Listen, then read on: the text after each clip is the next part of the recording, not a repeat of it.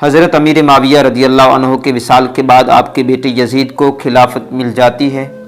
یزید ایک بدبخت بدترین شیطانی قسم کا انسان تھا، شرابی تھا، زانی تھا۔ یزید کو جب خلافت ملی تو یزید سمجھ گیا کہ میری اس خلافت کو حضرت امام حسین رضی اللہ عنہ کبھی قبول نہیں کریں گے۔ اس لیے یزید نے مدینہ منورہ کے گورنر ولید بن عتبہ کو خط لکھا کہ حسین ابن علی، عبداللہ ابن عمر اور عبداللہ ابن زبیر کو میری بیعت کرنے پر مجبور کیا جائے، اور اگر وہ نہ مانے تو ان پر ظلم و ستم کرنا۔ امام حسین رضی اللہ تعالی عنہ نے یزید کی بیعت کرنے سے انکار کر دیا، کیونکہ یزید آپ کے نزدیک مسلمانوں کی امامت اور خلافت کے ہرگز لائق نہیں تھا، کیونکہ آپ جانتے تھے کہ یزید فاسق و فاجر تھا، زانی تھا، شرابی تھا اور ظالم تھا۔ امام حسین رضی اللہ تعالیٰ عنہ مدینہ شریف چھوڑ کر مکہ شریف تشریف لے آئے۔ اب آپ کو مکہ شریف میں کوفیوں کے ڈھیر سارے خط آنے لگے۔ ان خطوں میں لکھا ہوا تھا کہ اے امام حسین، آپ کوفہ تشریف لے آئیے، یہاں پر یزید کا ظلم و ستم بڑھتا جا رہا ہے، ہم آپ سے ہی بیعت کریں گے، یزید کی بیعت ہمیں ہرگز قبول نہیں ہے۔ آپ نے حالات کو سمجھنے کے لیے، حالات کا جائزہ لینے کے لیے اپنے بھائی حضرت مسلم بن عقیل کو یہ کہہ کر کوفہ بھیجا کہ جاؤ، جا کر وہاں کے حالات معلوم کرو، وہاں کے حالات کیسے ہیں۔ جب حضرت مسلم بن عقیل رضی اللہ تعالی عنہ کوفہ پہنچے تو وہاں کے لوگوں نے بڑے ہی احترام کے ساتھ آپ کا استقبال کیا۔ حضرت مسلم بن عقیل رضی اللہ عنہ کے ہاتھ میں 18,000 لوگوں نے بیعت کر لی، اور حضرت مسلم بن عقیل نے اپنے بھائی حضرت امام حسین رضی اللہ عنہ کے نام ایک خط روانہ کر دیا، جس میں آپ نے لکھا تھا کہ یہاں کے حالات بالکل صحیح ہیں اور 18,000 لوگوں نے بیعت بھی کر لی ہے، لہٰذا آپ کوفہ جلد سے جلد تشریف لے آئیے۔ لیکن جب یزید نے ان کوفیوں کو دھمکیاں دی تو وہ لوگ اپنی باتوں سے مکر گئے اور یزید کے ساتھ مل کر حضرت مسلم بن عقیل کو شہید کر دیا۔ انا للہ و انا الیہ راجعون۔ کوفہ کے حالات اتنے بدل چکے تھے کہ وہ لوگ جو حضرت مسلم بن عقیل سے محبت کا دعویٰ کر رہے تھے، اب وہی لوگ آپ کی جان کے دشمن بن گئے۔ وہیں دوسری طرف مکہ میں حضرت مسلم بن عقیل رضی اللہ عنہ کا بھیجا ہوا خط امام حسین تک پہنچ چکا تھا، جس خط میں لکھا ہوا تھا کہ کوفہ کے حالات بہت اچھے ہیں، آپ جلد سے جلد کوفہ تشریف لے آئیں۔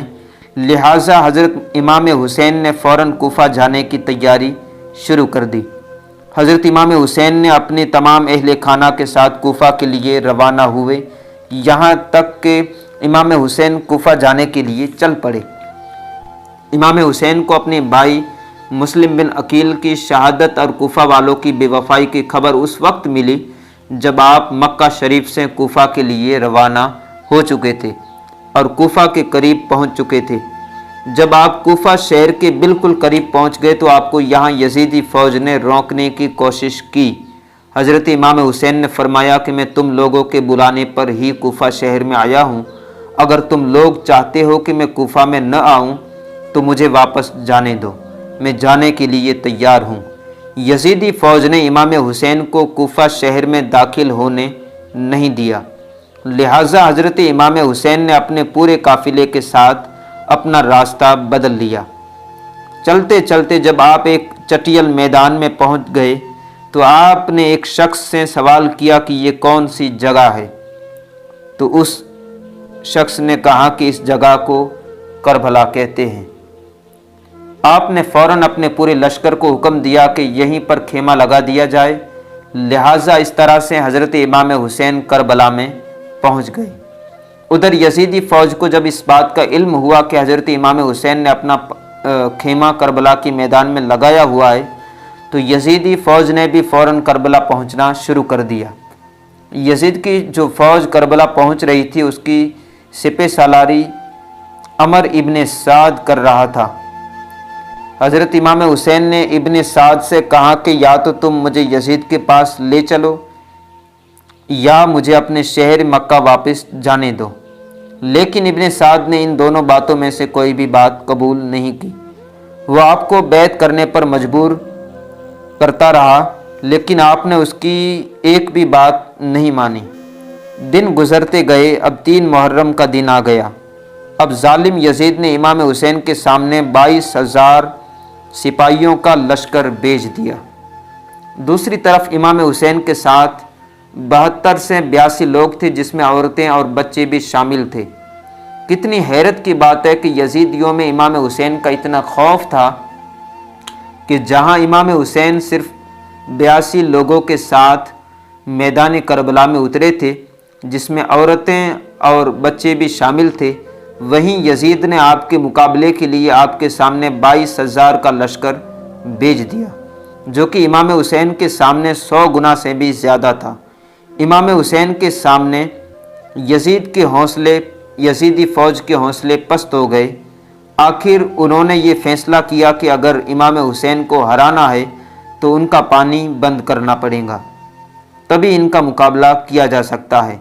दिन गुजरते गए और 7 मुहर्रम का दिन आ गया, और 7 मुहर्रम को ही यजीदी फ़ौज ने इमाम हुसैन के काफ़िले वालों पर पानी बंद कर दिया।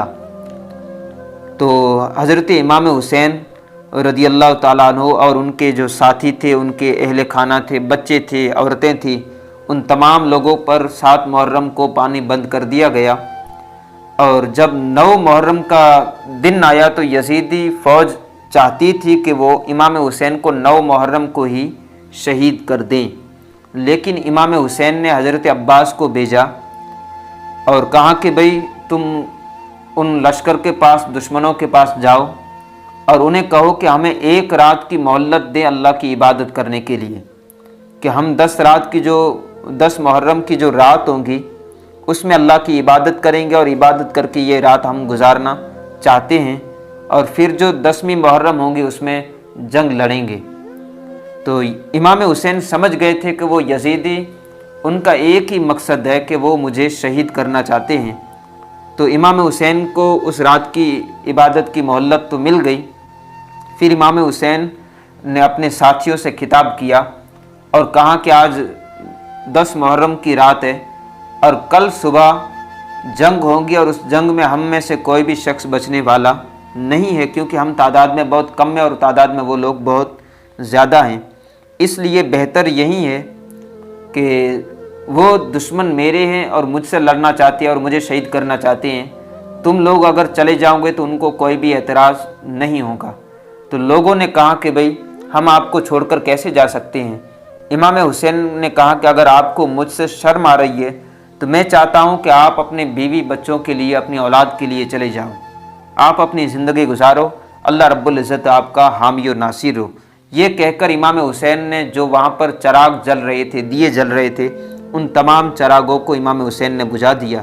जब थोड़ी देर के बाद चरागों को वापस रोशन किया गया, जलाया गया, तो कोई भी शख्स वहाँ से नहीं गया था और तमाम लोगों की आंखों में आंसू थे और तमाम ने एक ही आवाज़ में कहा कि हज़रत आप हमारे अमीर हो, आप हमारे लीडर हो, आप ही हमारे इमाम हो और आप ही हमारे सरताज हो। हम आपको छोड़कर कहीं भी जाना पसंद नहीं करते। आपकी शहादत के बाद हमें भी कोई ज़िंदगी नहीं गुजारनी है यहाँ पर। और फिर इमाम हुसैन रदियल्लाहु ताला अन्हु के साथियों ने 10 मुहर्रम को जो जंग लड़ी और जो बहादुरी दिखाई, उसका चर्चा आज भी जारी व सारी है और क़यामत तक उनका चर्चा हमेशा रहेगा।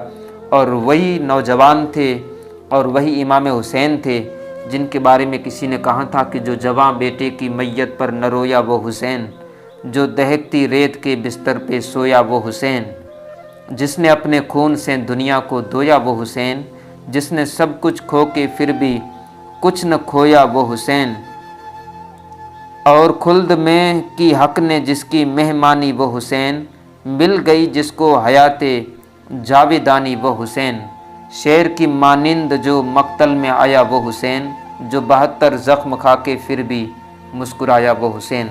दोस्तों, आप देख रहे हैं हाफिज़ नॉलेज, और ऐसे ही बेहतरीन वीडियोस और मालूमाती वीडियोस के लिए हमारे चैनल हाफिज़ नॉलेज को ज़रूर सब्सक्राइब कीजिए। अल्लाह हाफिज़।